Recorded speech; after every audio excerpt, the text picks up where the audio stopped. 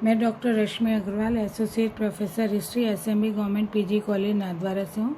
हम MA final history का second B paper का अध्ययन कर रहे हैं, जिसका विषय इंस्टीट्यूशन ऑफ मेडिवल इंडिया। उसमें आज हम जो मध्यकाल में भू राजस्व व्यवस्था थी उसका अध्ययन करेंगे। इसको हम दो भागों में बांटकर करेंगे। पहला दिल्ली सल्तनत का भू राजस्व और फिर जो था मुगल्स का भू राजस्व। तो आज हम दिल्ली सल्तनत में भू राजस्व के अंतर्गत जो दास वंश के समय भू राजस्व की स्थिति थी या व्यवस्था थी, वो कैसे लगाया जाता था, वसूला जाता था रियाया से, इसका हम अध्ययन करेंगे। दिल्ली सल्तनत में भू राजस्व व्यवस्था। समस्त मुस्लिम स्मृतज्ञों के राजस्व संबंधी सिद्धांतों के आधारभूत सूत्र यद्यपि एक ही हैं, परंतु फिर भी कुछ महत्वपूर्ण विषयों पर इनके सिद्धांत एक दूसरे से भिन्न हैं। मुस्लिम स्मृतज्ञों ने सरकार की आय के दो मुख्य साधन बताए हैं, एक तो धार्मिक और दूसरा मौलिक।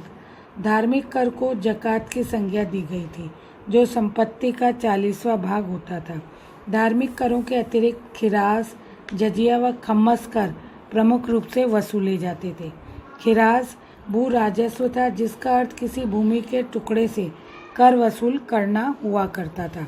खिरास के भी फिर बाद में दो भाग कर दिए गए, एक अनुपातिक और दूसरा स्थिर।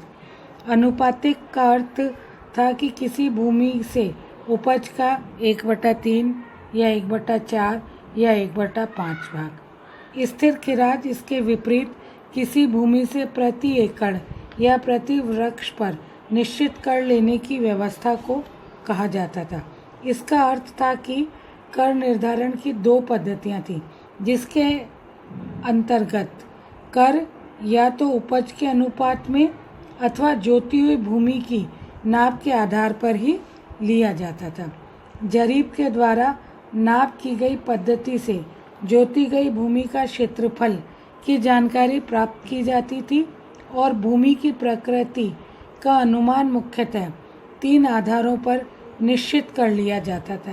पहला, वह भूमि जो तुलनात्मक आधार पर कम अथवा अधिक उपज देती है प्रतिवर्ष। द्वितीय, भूमि पर कौन सी फसल बोई जाती है, क्योंकि प्रत्येक बोई हुई फसल का मूल्य एक दूसरे से बिल्कुल भिन्न हुआ करता था। तीसरा था, इसमें भूमि प्राकृतिक अथवा कृत्रिम सच्चाई पर निर्भर है। नकद कर देने की स्थिति में इस पर भी ध्यान दिया जाता था कि भूमि तथा शहर अथवा बाजार के बीच कितनी दूरी है, क्योंकि ऐसी स्थिति में किसान को भू राजस्व देने के लिए अपनी उपज को बाजार अथवा शहर में बेचने आना पड़ता था। कोई व्यक्ति, चाहे वो स्त्री हो अथवा पुरुष हो, वयस्क हो, दास हो अथवा स्वतंत्र व्यक्ति हो, अथवा हिंदू हो अथवा मुसलमान हो, खिराज कर से मुक्त नहीं किया जा सकता था। यद्यपि मूलतः मुसलमान खिराज कर से मुक्त थे, परंतु इन्हें इसके बदले में ऊसर कर देना पड़ता था। एक ही व्यक्ति से खिराज व ऊसर कर नहीं लिया जा सकता था। कोई व्यक्ति जो जानबूझकर खेती न करे, वह किसी भी स्थिति में खिराज कर से मुक्ति प्राप्त नहीं कर सकता था। दास वंश के समय भू राजस्व। दास वंश के समय में भूमि 4 भागों में विभक्त कर दी गई थी। प्रथम, वह भूमि जो व्यक्तियों को दान के रूप में दी गई थी और जिससे किसी प्रकार का भी लगान नहीं लिया जा सकता था। दूसरी भूमि वह थी जो मुक्तियों अथवा प्रांतीय व्यक्तियों के अधिकार में थी। इस युग में प्रांतों का गठन क्षेत्रफल अथवा आर्थिक आधार पर नहीं किया जा सकता था, क्योंकि इस समय में सुल्तानों को अनेकों युद्ध करने पड़े थे, जिसके कारण कभी भी कोई नवीन प्रांत बन जाता था और कभी भी किसी प्रांत का क्षेत्रफल घट बढ़ जाता था। प्रत्येक क्षेत्र के अधीन कुछ भूमि हुआ करती थी, जिन्हें इक्ता कहा जाता था। इनके स्वामियों को इक्तादार की संज्ञा दी गई थी। मुस्लिम विधि के अनुसार वह पूर्ण रूप से भूमि का स्वामी नहीं था, अपितु उसे निश्चित और सीमित आधार पर कुछ क्षेत्र की शासन व्यवस्था को ठीक ढंग से चलाने के लिए स्वामित्व प्रदान किया गया था। इक्ता दो प्रकार की होती थी, एक वह जो छोटे इक्ता कहलाती थी, दूसरे वे जो बड़े इक्ता थे। छोटे इक्ता का क्षेत्रफल 1 ग्राम हो सकता था, जबकि बड़े इक्ता का क्षेत्रफल 1 प्रदेश भी हो सकता था। यूरोपीय लेखकों ने इक्ता का अर्थ सैनिक जागीर के रूप में स्वीकार किया है, परंतु इस काल में यह सूबे का पर्यायवाची बन गया था। इक्तादार से तात्पर्य सूबेदार से ही हुआ करता था। जिस प्रकार सुल्तान की निरंकुशता पर मुस्लिम विधि उलेमाओं की मंत्रणा तथा उस समय में प्रचलित परंपराएं अंकुश लगाए रखती थीं, उसी प्रकार इक्तादार की स्वतंत्रता पर स्थानीय शासन अंकुश लगाए रखता था, जो यहाँ के निवासियों के हाथों में ही सुरक्षित रहा करता था। इक्तादार अपने सूबे से भूमि कर वसूल करता था और सूबे के शासन पर व्यय के पश्चात बाकी धनराशि वह केंद्रीय कोष में जमा कर दिया देता था। मुस्लिम विधि के अनुसार यदि इक्ता से प्राप्त आय निर्धारित आय से कम वसूली की जाती थी तो वह केंद्रीय सरकार से इस घाटे की पूर्ति नहीं करवा सकता था।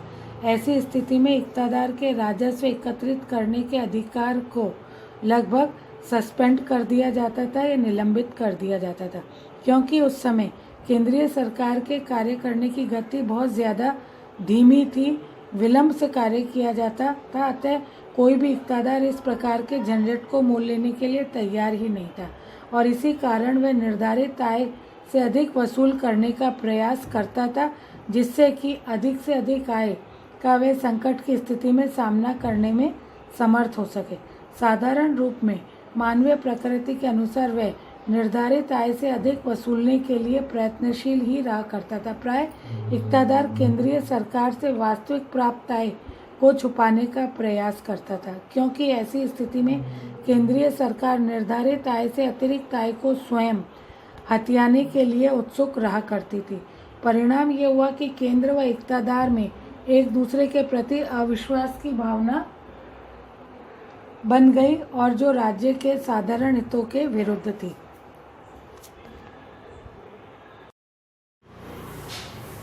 तीसरे प्रकार की भूमि वह थी जो अधीन हिंदू राजाओं के आधिपत्य में थी और जो प्रति वर्ष एक निश्चित धनराशि दिया करते थे। चौथे प्रकार की भूमि वह थी जो केंद्रीय सरकार या सुल्तान की भूमि मानी जाती थी, जिसको कि हम खालिसा भूमि कहा करते थे। यह चौथे प्रकार की भूमि का लगान व्यवस्था को उत्तरदायित्व सुल्तान और उसके कर्मचारियों पर ही था।